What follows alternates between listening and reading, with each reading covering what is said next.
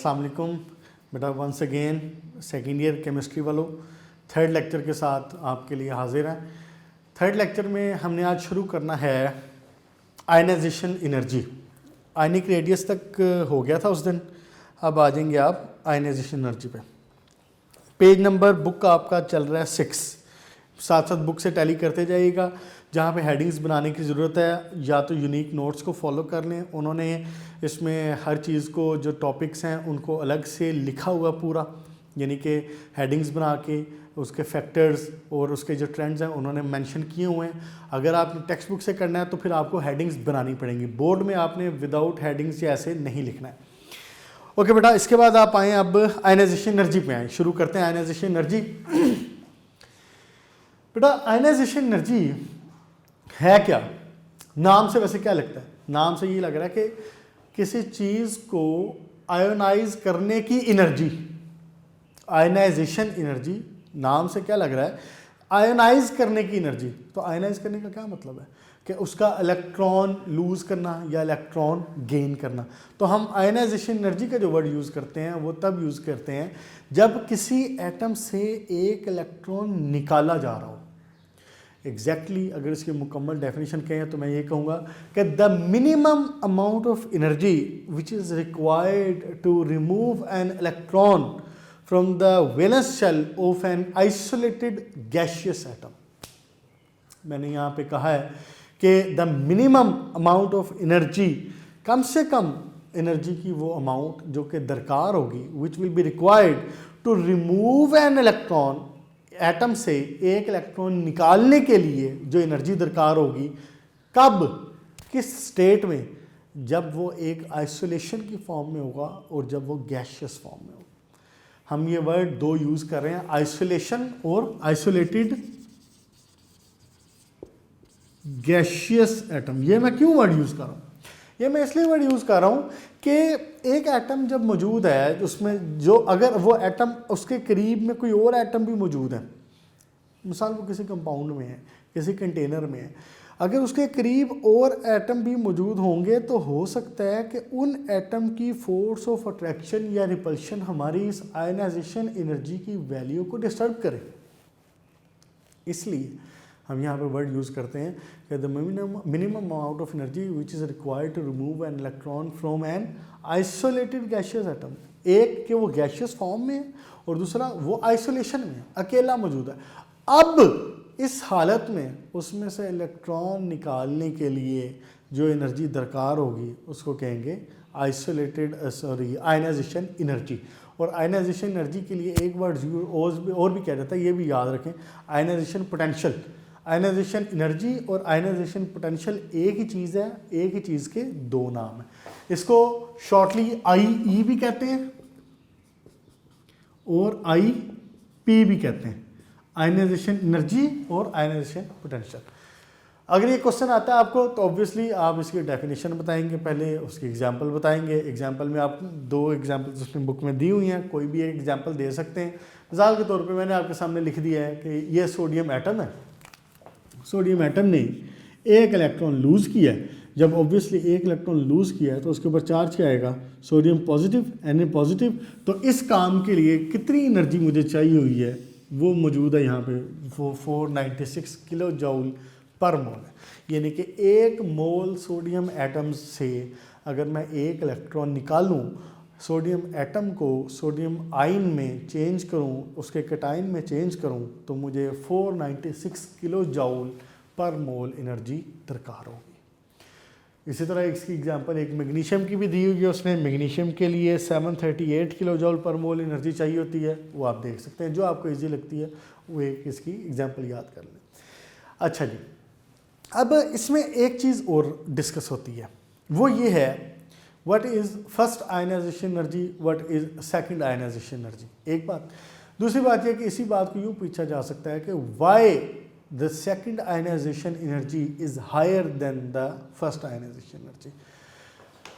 First ionization energy क्या है? जब एटम से एक इलेक्ट्रॉन निकाला जाए, फर्स्ट आयनाइजेशन एनर्जी।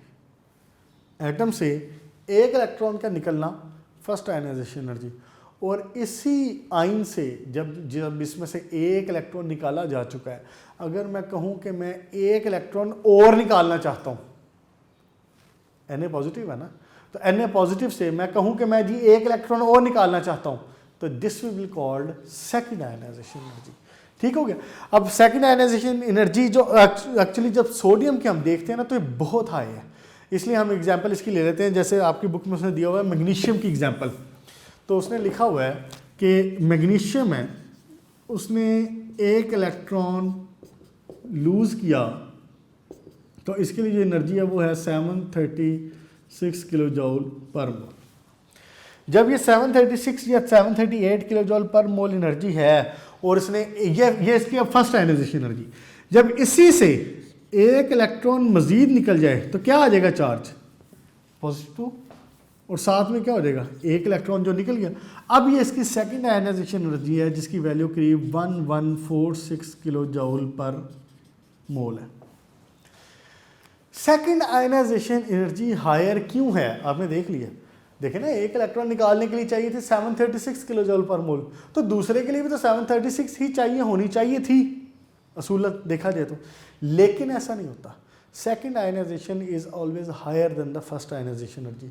और वो हायर क्यों है, वो इसलिए हायर है कि जब आप किसी एटम से एक इलेक्ट्रॉन निकाल लें, तो अब आपने लास्ट लेक्चर में हमने देखा था कि जब आपने एक इलेक्ट्रॉन उसमें से रिमूव करवा दिया है, एक इलेक्ट्रॉन निकलवा दिया है, तो now the number of proton is 1 more than the electrons. अगर पहले 11 एटम थे, 11 इलेक्ट्रॉन थे, 11 प्रोटॉन थे, आपने एक इलेक्ट्रॉन निकाल लिया, तो अब प्रोटॉन तो 11 ही है ना, इलेक्ट्रॉन 10 हो गए। तो हमने ये बात की थी एटॉमिक साइज में कि उसका जो अट्रैक्शन है दैट विल बी इंक्रीज्ड, बढ़ जाएगी उसकी जो अट्रैक्शन है वो दैट विल बी इंक्रीज। जब वो इंक्रीज होगी तो अब आप पहले जितनी एनर्जी के साथ दूसरा इलेक्ट्रॉन नहीं निकलवा सकेंगे। क्यों?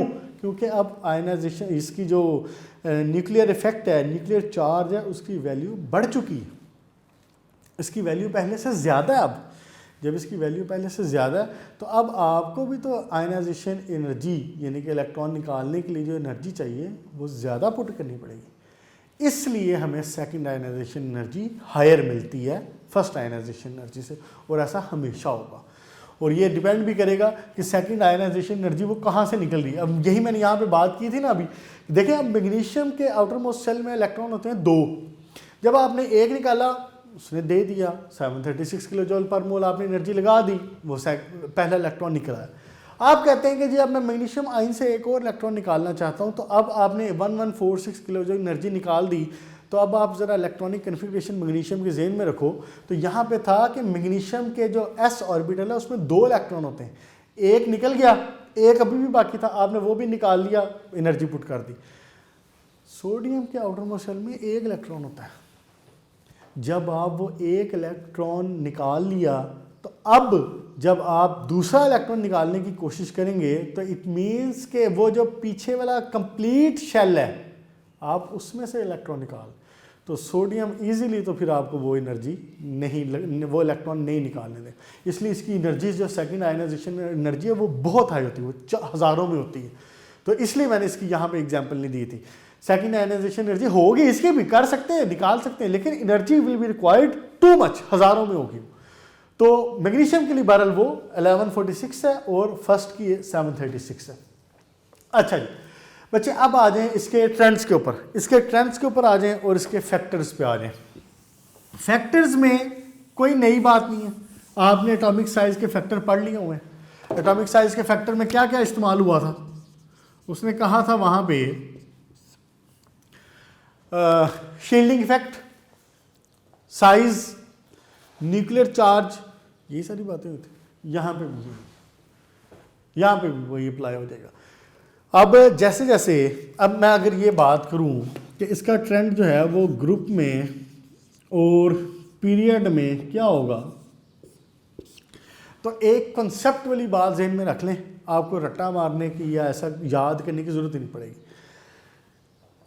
इलेक्ट्रॉन निकालना आसान, इलेक्ट्रॉन निकालना अगर आसान है तो surely obviously less energy is required. Electron निकालना मुश्किल है तो higher energy is required. It means कि जहाँ जहाँ पे इलेक्ट्रॉन निकालना आसान है ionisation energy will be lower, जहाँ जहाँ पे इलेक्ट्रॉन निकालना मुश्किल है ionisation energy will be higher. अब आप मुझे बता दें, खुद सोच लें कि ग्रुप में ट्रेंड क्या होता है, इलेक्ट्रॉन निकालना आसान होने का या इलेक्ट्रॉन निकालना मुश्किल होने का। लास्ट टाइम आपसे बात हुई थी एटॉमिक साइज में, देखें ज़रा, किसी एटम का साइज हो ये और किसी एटम का साइज हो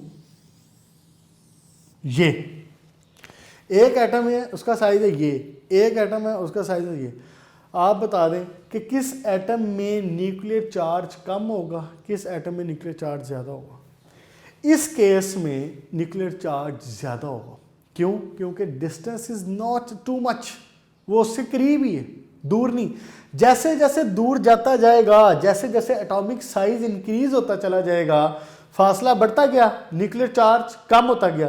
न्यूक्लियर चार्ज कम होता गया तो इलेक्ट्रॉन निकालना आसान होगा या मुश्किल होगा? न्यूक्लियर चार्ज अगर कम है तो इलेक्ट्रॉन निकालना आसान है। न्यूक्लियर चार्ज अगर ज़्यादा है, वही बात है ना, किसी के वालिद साहब अगर सख्ती करते हैं अपने बच्चों के ऊपर तो उन बच्चों को बिगड़ने के चांसेस, उन बच्चों को बिगाड़ना मुश्किल होगा। लेकिन किसी के घर में सख्ती ज़्यादा नहीं है तो उनके बिगड़ने के चांसेस आसान हो जाएंगे।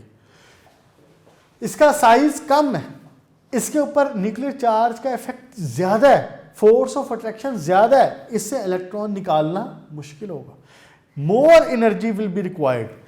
इसके साइज ज़्यादा है, न्यूक्लियर चार्ज कम है, अट्रैक्शन कम है, तो इलेक्ट्रॉन निकालना आसान होगा। तो ऊपर का ग्रुप में जब बात की जाए तो अभी हमने एटॉमिक साइज पढ़ा है, तो वो क्या हो रहा है, टॉप टू बॉटम क्या हो रहा है, इंक्रीज। टॉप टू बॉटम क्या हो रहा है, इंक्रीज। इट मीन्स कि ionization energy top to bottom कम होगी। क्यों? क्योंकि एटॉमिक साइज इंक्रीज हो रहा है। एटॉमिक साइज इंक्रीज हो रहा है तो इलेक्ट्रॉन को निकालना ईजी होता जा रहा है। ईजी से मुराद यहाँ पे हम क्या ले रहे हैं कि जी एनर्जी कम पुट करनी पड़ेगी। अगर मैं बात करता हूँ कि जी उसको कम एनर्जी पुट करनी पड़ेगी, मैं कह रहा हूँ कि जी उसको ईजी है निकालना। तो टॉप टू बॉटम इसका जो साइज़ है वो इंक्रीज हो रहा है। Top to bottom size increase होने की वजह से शील्डिंग इफेक्ट बढ़ रहा है। Period number 1 shell number 1, period number 5 shell number 5, period number 7 shell number 7, ऐसे ही साइज बढ़ता जा रहा है, शील्डिंग इफेक्ट बढ़ता जा रहा है, न्यूक्लियर चार्ज कम होता जा रहा है, तो आयनाइजेशन एनर्जी कम होती चली जाएगी। ये बात होगी ग्रुप में। अब आ जाए पीरियड के ऊपर। पीरियड में भी वही वाली बात रिपीट। बेटा इसमें ना एक चीज़ ज़हन में रख लें, बातें सारी की सारी वही हैं, सब के सब फैक्टर वही हैं।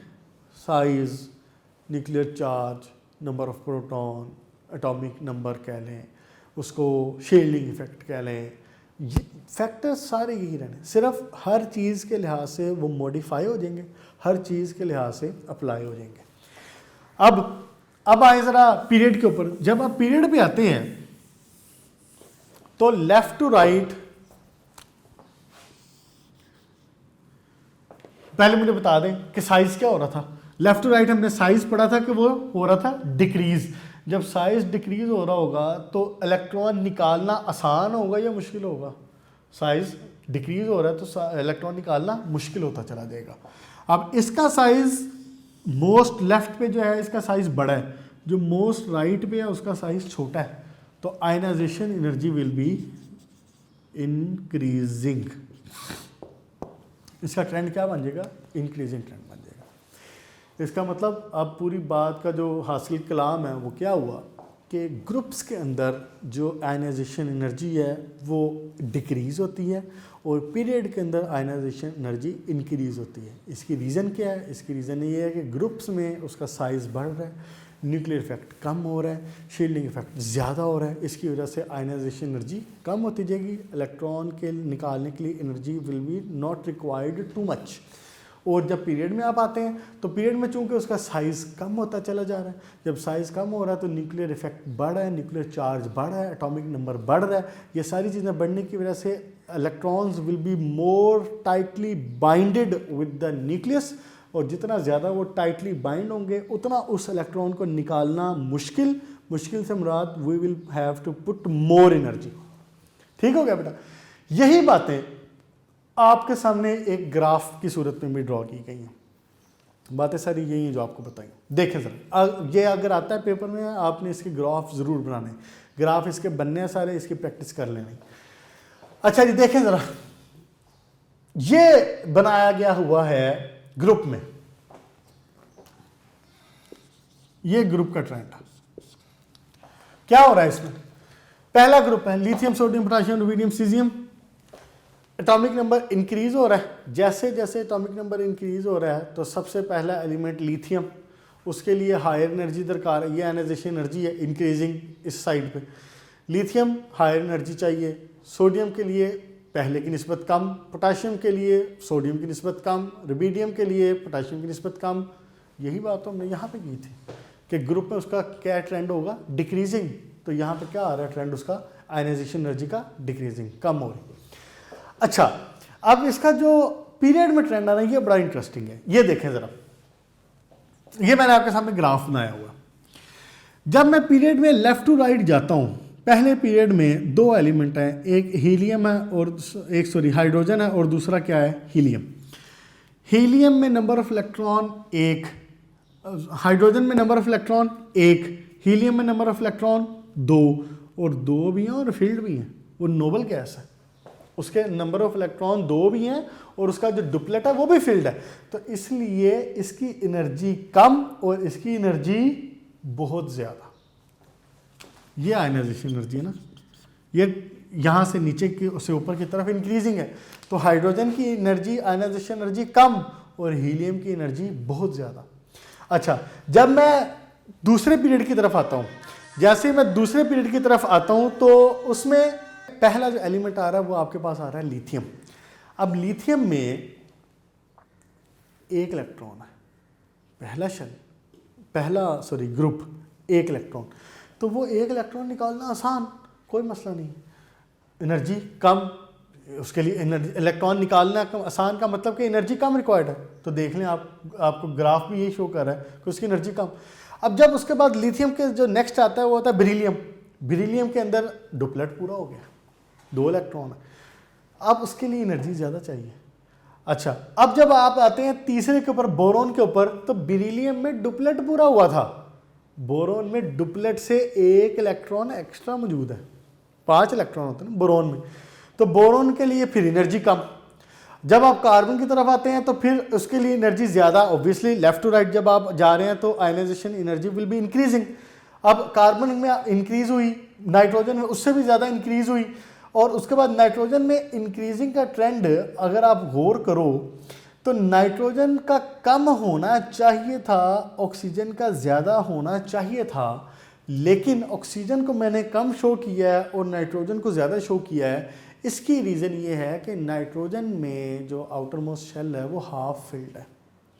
नाइट्रोजन के 7 इलेक्ट्रॉन है, तो 7 इलेक्ट्रॉन है तो उसके जो पी के ऑर्बिटल के इलेक्ट्रॉन है वो 3 है। तो आपको ये बात पता है कि सबसे ज़्यादा एटम के लिए जो स्टेबल कंडीशन होती है वो होती है कि उसका जो ऑक्टेट है वो मुकम्मल हो। ये सबसे ज़्यादा स्टेबल कंडीशन, 8 इलेक्ट्रॉन हो गए, ये सबसे ज़्यादा स्टेबल कंडीशन। इससे कम स्टेबल कंडीशन होती है जब उसका ऑक्टेट हाफ फिल्ड हो, ऑक्टेट हो, ये जो भी है, जो उसका जो शेल है वो हाफ फिल्ड हो। यानी अगर पी में 6 आने थे, अगर 3 है तो that will be more stable. इस वजह से नाइट्रोजन की यहाँ पे जो एनर्जी है ये ज़्यादा है, क्योंकि इसकी स्टेबिलिटी ज़्यादा है ऑक्सीजन की निस्बत। वो जब ज़्यादा है तो वो इलेक्ट्रॉन निकालना उसके लिए मुश्किल हो जाता है, मोर एनर्जी इज रिक्वायर्ड, इसलिए नाइट्रोजन ऊपर चला गया थोड़ा सा।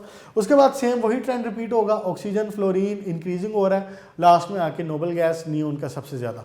यही बात अब यहाँ पे रिपीट हो जाएगी थर्ड ग्रुप के लिए। सोडियम का कम, मैग्नीशियम ज़्यादा, फिर उसके बाद एल्यूमिनियम कम, सिलिकॉन थोड़ा सा ज़्यादा, फास्फोरस फिर हाफ फिल्ड आ गया, उसके बाद सल्फर, फिर उसके बाद यहाँ पे आ जाएगा क्लोरीन, और यहाँ पे आ जाएगा लास्ट में ऑर्गन, जो कि इसका शेल कंप्लीट कर देता है ऑर्गन पे आके। यहाँ पे बेटा आयनाइजेशन एनर्जी या आयनाइजेशन पोटेंशियल की बात हुई पूरी। बहुत इंपॉर्टेंट टॉपिक है ये, इसको ज़रा अच्छे तरीके से कर लीजिएगा, शॉर्ट क्वेश्चन, लॉन्ग क्वेश्चन। और ये बात जो है कि जी वाई second ionization energy is always higher than the first ionization energy, बड़ा कॉमन शॉर्ट क्वेश्चन है ये बोर्ड का। उसके बाद आपका जो नेक्स्ट टॉपिक है वो है पेज नंबर 8 पे इलेक्ट्रॉन एफिनिटी। ये टॉपिक भी आपने पहले बोर्ड में पढ़ा हुआ, इसमें मैट्रिक में भी पढ़ा हुआ है, इलेक्ट्रॉन एफिनिटी और बड़ी डिटेल से पढ़ा हुआ है। इसमें कोई ऐसे ग्राफ वगैरह नहीं दिए हुए इसने, इसलिए हमें वो बनाने की ज़रूरत नहीं पड़ेगी। आप ये देखें कि इलेक्ट्रॉन एफिनिटी है क्या थी।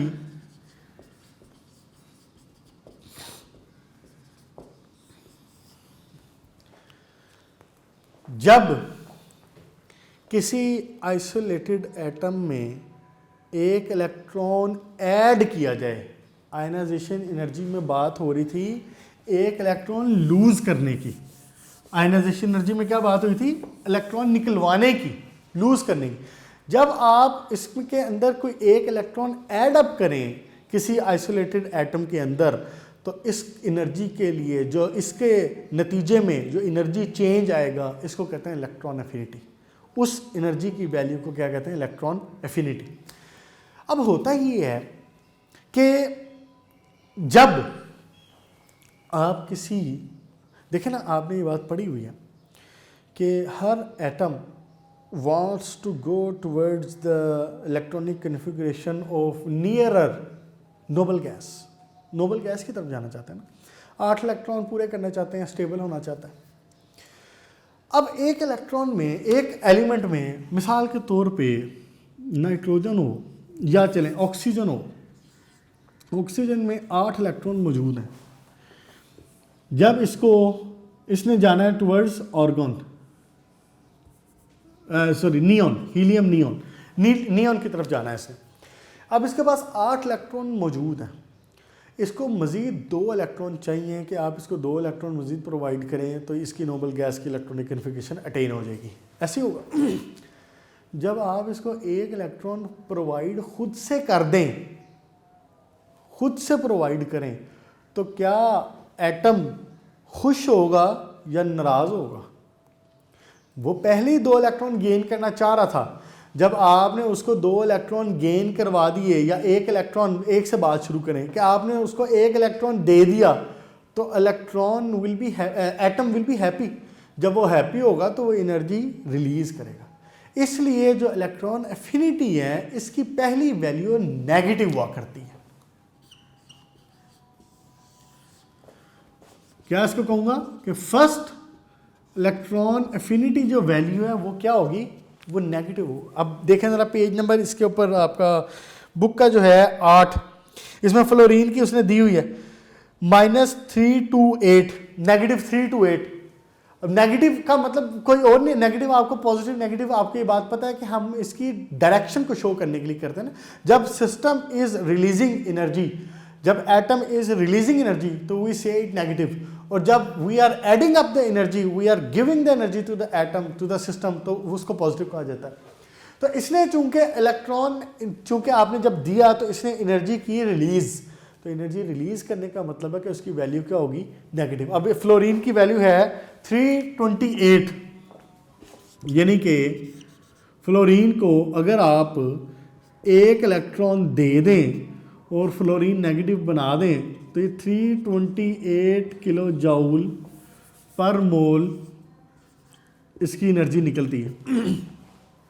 अब ये क्वाइट लॉजिकल है कि देखें, मैं यही बात जो मैं एग्जांपल ऑक्सीजन से दे रहा था, ऑक्सीजन वाली भी अप्लाई कर लें, फ्लोरीन वाली पहले बात कर लेते हैं कि जब आप फ्लोरीन में 1 इलेक्ट्रॉन, वो पहले ही टुवर्ड्स दिस नोबल गैस की तरफ जाना चाह रहा है, नोबल गैस की अटेन करना चाह रहा है ना, तो आपने उसको वो इलेक्ट्रॉन जब दिया है, तो जब वो आप इलेक्ट्रॉन देंगे तो इट विल रिलीज एनर्जी, वो एनर्जी रिलीज करेगा। इसलिए हमने इसको कहा है कि ये नेगेटिव से शो किया है, और 328 किलो जूल पर मोल एनर्जी रिलीज होती है। इसलिए इलेक्ट्रॉन एफिनिटी की जो पहली वैल्यू है वो नेगेटिव हुआ करती है।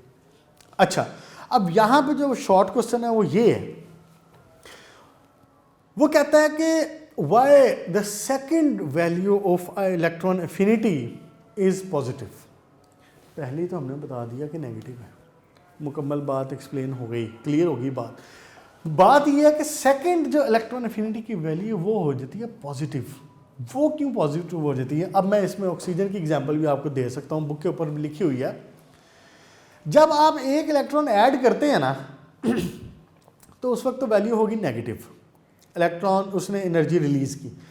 But when you are trying to add up an other electron in the already negative ion, तो आप ये बात लॉजिकली समझें कि उसके पास इलेक्ट्रॉन पहले ही ज़्यादा है, उसके पास आपने नेगेटिव चार्ज उसको दिया हुआ है, उसके अंदर इलेक्ट्रॉन आपने ऐड अप किया हुआ है, तो इलेक्ट्रॉन पहले ही ज़्यादा है। तो जब आप एक इलेक्ट्रॉन और ऐड करना चाहेंगे तो there will be electron repulsion. वो इजीली नया जो इलेक्ट्रॉन आने वाला है, सेकंड वाला जिसको आप ऐड कर रहे हैं, वो उसको एक्सेप्ट नहीं करेंगे। यहीं से फ़र्क देखो कि पहली एनर्जी पे, पहली वैल्यू पे एटम वाज हैप्पी कि उसने नेगेटिव वैल्यू शो की, उसने एनर्जी रिलीज़ की, वो खुश था। लेकिन जब आप सेकंड इसके अंदर ऐड अप करेंगे तो वो उसके अंदर फिर आपको एनर्जी पुट करनी पड़ेगी। आप you have to put energy, इसलिए इलेक्ट्रॉन एफिनिटी की जो सेकंड वैल्यू है वो पॉजिटिव हुआ करती। अब इसकी देख लें, जो ऑक्सीजन की फर्स्ट आयनाइजेशन एनर्जी की वैल्यू वो है -141 और जो दूसरी है उसकी पॉजिटिव 744 है, पॉजिटिव 744 किलो जॉल पर मोल। ठीक है बेटा। अब इसके बाद अब आ जाते हैं इलेक्ट्रॉन एफिनिटी के फैक्टर्स के ऊपर।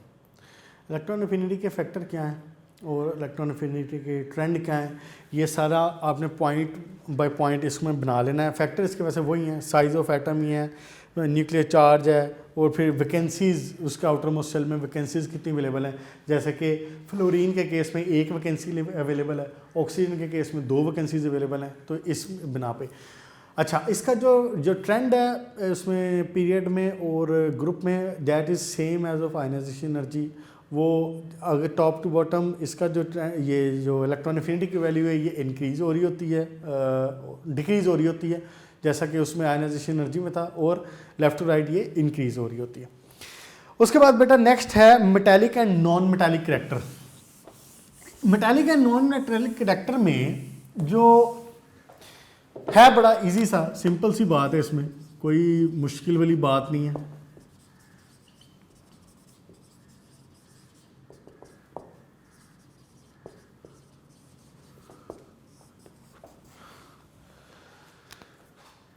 कोई भी चीज़ मेटल क्यों कहलाती है या मेटालिक करैक्टर क्या होता है? जब कोई चीज़ इलेक्ट्रॉन इजीली रिलीज करे, इजीली इलेक्ट्रो पॉजिटिव हो जाए, मैं क्या वर्ड यूज़ कर रहा हूँ, इलेक्ट्रो पॉजिटिव हो जाए।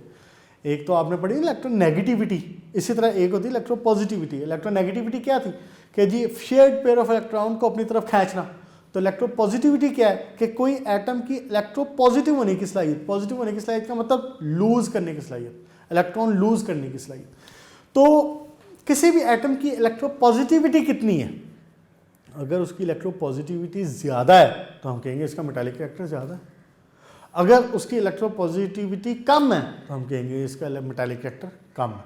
अब जब हमने पीरियोडिक टेबल का लेक्चर देखा था उसमें हमने तफसील से ये बात डिस्कस की थी कि उसमें पीरियोडिक टेबल में मेटालिक और नॉन मेटालिक करैक्टर का जो ट्रेंड है वो है क्या। मैंने आपको उस वक्त बताया था कि लेफ्ट साइड पे most metals, inner middle one metals, उसके बाद जैसे जैसे आप राइट पे जा रहे थे, लेफ्ट टू राइट, जैसे जैसे आप राइट पे जा रहे थे तो आपका जो मेटालिक करैक्टर वो कम हो रहा था। जो राइटेस्ट एलिमेंट्स हैं यानी कि जो मोस्ट इधर एलिमेंट हैं, these are purely non metal, तो दरमियान में आके यहाँ पे मेटलॉइड की भी बात हो रही थी। तो आपको यह बात फिर ऑब्वियसली क्लियर होगी इस तरह कि देखें ना, आप अब दोनों चीज़ों को रिलेट करें। लेफ्ट टू राइट क्या हो रहा है, लेफ्ट टू राइट जो न्यूक्लियर चार्ज है वो बढ़ रहा है। Left to right nuclear charge बढ़ने की वजह से इलेक्ट्रॉन रिलीज करना विल नॉट बी इजी। इसका मतलब है कि वो एलिमेंट्स जो सबसे इधर हैं, जो सबसे लेफ्ट पे हैं, they can lose the electron more easily, more electropositive metals. जो एलिमेंट सबसे राइट में है, they can not lose electron easily, less electropositive non metals. सारी बातें आपस में रिलेट होगी, नॉन मेटल, मेटल, इसका चार्ज, न्यूक्लियर चार्ज, ये सारा चीजें आपस में। अब देखें ना, सबसे इधर क्या है पीरियोडिक टेबल में, सबसे राइट में क्या है, नोबल गैस। तो नोबल गैस का जो आउटर मोस्ट शेल है, वैलेंस शेल है, दैट इज फिल्ड। तो फिल्ड है तो वो तो मर जाएगी, तो इलेक्ट्रॉन नहीं देगी, उसमें तो हजारों की एनर्जी दरकार है, इसलिए नॉन मेटालिक करैक्टर। जितना आप लेफ्ट में है मेटालिक करैक्टर, जितना राइट में है नॉन मेटालिक करैक्टर। और मैंने आपको बताया था पी ब्लॉक में जो एक स्टेयर सी बनती है, दैट इज मेटालॉइड। इस वक्त हम पेज नंबर आपके 8 के ऊपर हैं, metallic and non metallic character, ये वाली बात हो गई है। उसके बाद एक छोटी सी बात सिर्फ ये है कि जो आपके हैं ना ये मेटल के oxide, these are basic.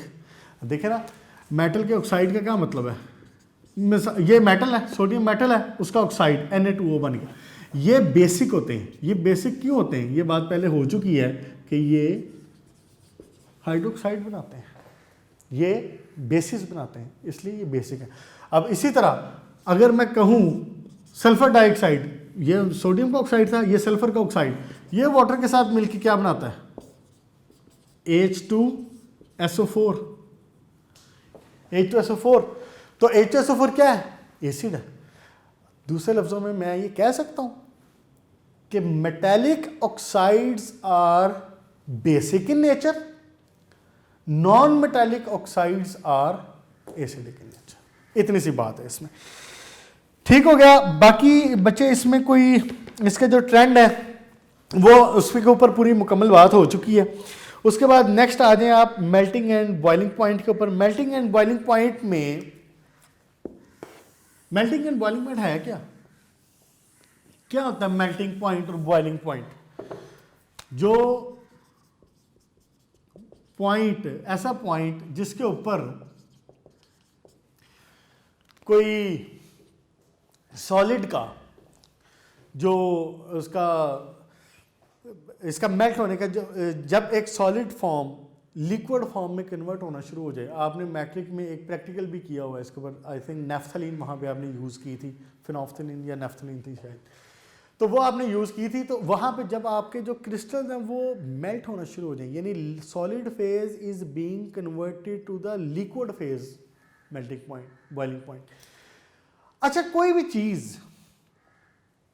Cheese hard क्यों होती है, कोई भी चीज़ गैस क्यों है, कुछ एलिमेंट लिक्विड क्यों है, कुछ एलिमेंट सॉलिड हैं, कुछ एलिमेंट सॉलिड हैं तो they are not too much hard. अब सोडियम मेटल है, वो हार्ड है, लेकिन आप उसको छुरी से काट सकते हैं। क्या आप ये लोहे के बारे में इमेजिन कर सकते हैं, आप उसको छुरी से पकड़ के काट सकते हैं? लेकिन सोडियम भी एक मेटल है, आप उसको छुरी से काट सकते हैं, आराम से कट कर सकते हैं। अब वो हार्ड है, हालांकि सॉलिड है, लेकिन वो लेस हार्ड है, और आयरन उसकी निस्बत बहुत हार्ड होता है। फिर इसी तरह जो एलिमेंट है वो गैस है, ऑक्सीजन गैस है, ऑक्सीजन गैस क्यों? इसी तरह जो कुछ एलिमेंट है, bromine is a liquid, mercury is a liquid, ये एलिमेंट लिक्विड क्यों है?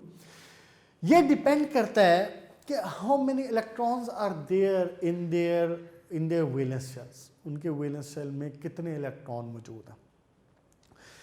अगर उसके इलेक्ट्रॉन्स ज़्यादा मौजूद हैं, ये आप आगे जाके 6th चैप्टर में एक वर्ड यूज़ करेंगे बाइंडिंग इलेक्ट्रॉन्स का। अगर उसके अंदर फ्री इलेक्ट्रॉन्स, अनपेयर इलेक्ट्रॉन वो ज़्यादा हैं, तो जितने ज़्यादा वो इलेक्ट्रॉन्स होंगे उतना उसका जो बाइंड करने की सलाहियत है वो ज़्यादा होती जाएगी, और जितनी उसकी बाइंड करने की सलाहियत है वो ज़्यादा होगी, उतना ही उसका मेल्टिंग पॉइंट या बॉइलिंग पॉइंट भी ज़्यादा होता जाएगा, क्योंकि वो हार्ड हो। एटम्स एक दूसरे के साथ बाइंड अप होंगे, एक दूसरे के साथ जुड़े होंगे, एक दूसरे के साथ ज़्यादा जुड़े होंगे। इसलिए जो ग्रुप 1 है, ग्रुप 1 के आउटर मोस्ट शेल में इलेक्ट्रॉन कितने हैं? 1a में 1, ग्रुप 4 में कितने हैं? 4, ऐसे ही। अब इसका जो मेल्टिंग पॉइंट है ये कम, जैसे जैसे आप आगे जाते जाएंगे इसका मेल्टिंग पॉइंट बढ़ता जाएगा। इवन आप इमेजिन करें कि आप जब ग्रुप 4 का पहला एलिमेंट जो है, कौन है ग्रुप 4 के A का पहला एलिमेंट? कार्बन, 4 इलेक्ट्रॉन होते हैं। कार्बन जब sp3 हाइब्रिडाइज्ड हो sp3 हाइब्रिडाइज होने का मतलब है कि all the 4 electrons are binded, उसके चारों जो इलेक्ट्रॉन्स हैं, चारों जो इलेक्ट्रॉन्स हैं उन्होंने बाइंड किया हुआ है, वो किसी के साथ एटम के साथ कोवलेंटली बॉन्ड हुए हैं। तो जब एटम sp3 हाइब्रिडाइजेशन में हो और उसके चारों इलेक्ट्रॉन बाइंड अप हुए हों तो ये सिनेरियो बनता है डायमंड में। डायमंड का जो मेल्टिंग पॉइंट है वो 3200 डिग्री सेंटीग्रेड के करीब है, 3200। और 3200 डिग्री सेंटीग्रेड होने की रीज़न ही ये है, इतना हाई मेल्टिंग पॉइंट, इतनी ज़्यादा स्टेबिलिटी होने की रीज़न क्या है कि उसके पास जो इलेक्ट्रॉन है बाइंड करने के लिए वो सबसे ज़्यादा है, उसका साइज़ कम है। नीचे आते जाएंगे तो फिर तो साइज़ इंक्रीज होता जाएगा ना, फिर वो वीक होता जाएगा, उसका जो मेल्टिंग पॉइंट है कम होता जाएगा, तो top to bottom melting point कम हो रहा होता है। तो जब इसके अंदर कार्बन के केस में इसका हाईएस्ट मेल्टिंग पॉइंट है, और उसका हाईएस्ट मेल्टिंग पॉइंट होने की रीज़न यही है कि उसके जो चारों जो कार्बन जो उसके इलेक्ट्रॉन्स हैं वो sp3 हाइब्रिडाइज्ड हैं, वो फिक्स्ड है। अब देखें ना, ग्रेफाइट में ग्रेफाइट का जो मेल्टिंग पॉइंट है वो कम है, ग्रेफाइट sp2 हाइब्रिडाइज होता है और उसके अंदर हाइब्रिडाइजेशन में एक इलेक्ट्रॉन फ्री होता है। आपने ये बात भी सुनी होगी कि डायमंड जो है वो नॉन कंडक्टर है और जो ग्रेफाइट है ये कंडक्टर है। आपको याद हो, आपने अपना जो उसके फर्स्ट ईयर का 4th चैप्टर के जो शुरू के टॉपिक पढ़े थे उसमें आपने एनिसोट्रॉपी की प्रॉपर्टीज ये पढ़ी थी, उसमें भी आपने ग्रेफाइट और डायमंड की जो कंडक्टेंस की वो बात पढ़ी थी। तो डायमंड नॉन कंडक्टर क्यों है? क्योंकि उसके जो चारों इलेक्ट्रॉन है वो इतने टाइटली बाइंड होते हैं कि वो इलेक्ट्रिसिटी को कंडक्ट करने का मौका ही नहीं देते, लेकिन ग्रेफाइट के अंदर एक इलेक्ट्रॉन उसमें अवेलेबल होता है। तो बहरहाल इसमें बात सारी ये बनी कि जितने ज़्यादा उसके पास इलेक्ट्रॉन फ्री होते चले जाएंगे, अवेलेबिलिटी ऑफ फ्री इलेक्ट्रॉन ज़्यादा होती जाएगी, उतने ज़्यादा उसका मेल्टिंग पॉइंट बढ़ता चला जाएगा। इसके लिए आपने इसका जो ग्राफ है ये बिल्कुल इसी तरह बनाना है। ग्राफ भी आपको यही शो कर रहा है, बिल्कुल बोरोन, लिथियम, बेरिलियम, कार्बन का जो मेल्टिंग पॉइंट है वो सबसे ज़्यादा है, ग्राफ में आपको शो किया हुआ उसने। और वेरिएशन इन ग्रुप इसमें क्या आ रही है कि जो टॉप टू बॉटम है उसके अंदर डिक्रीज होती जाएगी, जैसे जैसे आप ऊपर से नीचे आते जाएंगे उसका जो मेल्टिंग पॉइंट है या बॉइलिंग पॉइंट है वो कम होता चला जाएगा। ठीक है बेटा, इसको इतना रखते हैं। उसके बाद नेक्स्ट टॉपिक जो है आपका वो ऑक्सीडेशन स्टेट है। ठीक है, नेक्स्ट टॉपिक में इंशाल्लाह ताला ऑक्सीडेशन स्टेट को स्टार्ट करेंगे। यहां तक जो बातें हो चुकी हैं, कंसेप्चुअल सारी बातें, इनको अच्छे तरीके से अपने जहन में रखें और इनको कंसेप्चुअली ही लें। रट्टा मारने की ज़रूरत आपको बिल्कुल नहीं पड़ेगी। अगर आप इसको कंसेप्चुअली लेंगे तो फिर आपको बिल्कुल इसको रट्टा मारने की ज़रूरत नहीं पड़ेगी। और मैंने आपको ये बात बताया था कि इसमें वही 3-4 बातें जो बार बार रिपीट हो रही हैं, अगर एक बार आप अपना कंसेप्ट ये बना लेते हैं कि पीरियोडिक टेबल में जो न्यूक्लियर चार्ज है वो क्या कर रहा है, उसका क्या ट्रेंड आ रहा है, पीरियोडिक टेबल में जो साइज है उसका क्या ट्रेंड आ रहा है, पीरियोडिक टेबल में शील्डिंग इफेक्ट है उसका क्या ट्रेंड आ रहा है, अगर आप इन बातों के ऊपर अपना कॉन्सेप्ट एक दफ़ा बना लेते हैं तो फिर आपके सारे के सारे टॉपिक आपके लिए ईजी होते जाएंगे और यही बातें आपकी आगे जाके 6th चैप्टर में भी रिपीट होनी। ठीक है बेटा, इसको इतना रखें। इंशाल्लाह ताला नेक्स्ट टॉपिक में फिर ऑक्सीडेशन स्टेट डिस्कस करेंगे। अभी के लिए शुक्रिया, गुड लक।